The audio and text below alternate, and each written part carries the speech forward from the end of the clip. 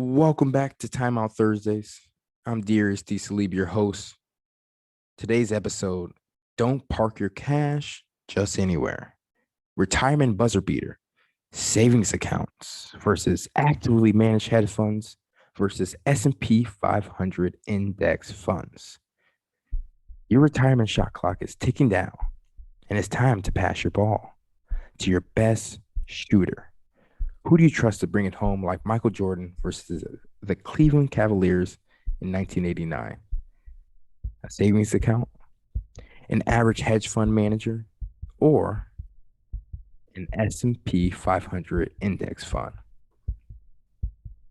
If you dish it to your savings account, I'm sorry to tell you, but your investment will likely be reduced in value due to inflation.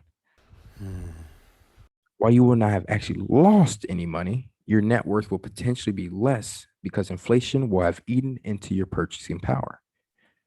If you're wondering if earning interest will help, the answer is yes, but your savings account may not grow quick enough to offset your loss from inflation completely.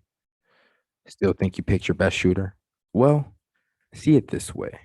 If you had put $10,000 in your savings 30 years ago, it would now be worth a whopping $4,500. In the famous words of Randy Jackson, it's definitely a no for me, dog. Next. Maybe you played it safe and did what you believed to be a slick behind the back pass to the average hedge fund manager. Well, did you know that those same managers are paid a lot of money to generate returns that beat the S&P 500, but on average, less than half do so? In addition, they collect fees from you every year, regardless of the fund's performance. So you may have just handed your retirement over to someone that aims for the rim, but often sees the thought to be game winning ball in the short and in the bleachers.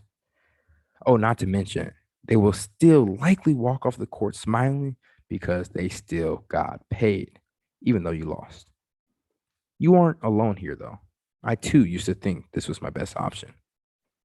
Finally, and certainly not least, maybe you had the courage to pass it to the underrated and often forgotten individual in the corner that you know is lights out and the most consistent sharpshooter on your team. Yes, I'm talking about an S&P 500 index fund. For those who do not know, an index fund is a portfolio of stocks or bonds designed to mimic the composition and performance of a financial market index. They often have lower expenses and fees than actively managed funds and provide better returns over the long term. Don't believe me? Below are two options in my actual 401k.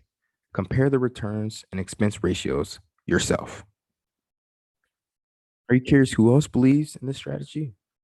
Well, look no further than Warren Buffett, aka Warren the Great, aka the sixth richest person in the world. In 2007, Warren Buffett bet $500,000 that a low-cost Vanguard S&P 500 index fund would outperform a set group of at least 5 actively managed hedge funds over 10 years.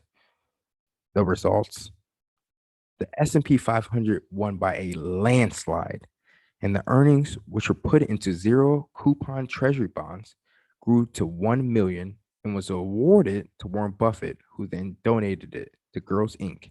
in Omaha, Nebraska. It is also good to note that in 2014, Warren Buffett revealed an excerpt from his will that ordered his children's inheritance to be invested in the S&P 500 index fund because I quote, long-term results from this policy will be superior to those attained by most investors, whether pension funds, institutions, or individuals who employ high fee managers. All that being said, a $10,000 investment starting in 2000 and ending in 2020 would have grown to $31,200.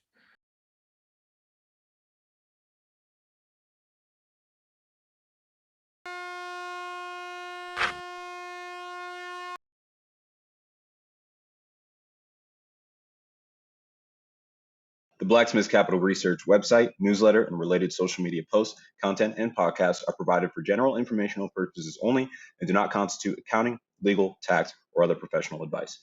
Visitors should not act upon the content or information found here without first seeking appropriate advice from an accountant, financial planner, lawyer, or other professional.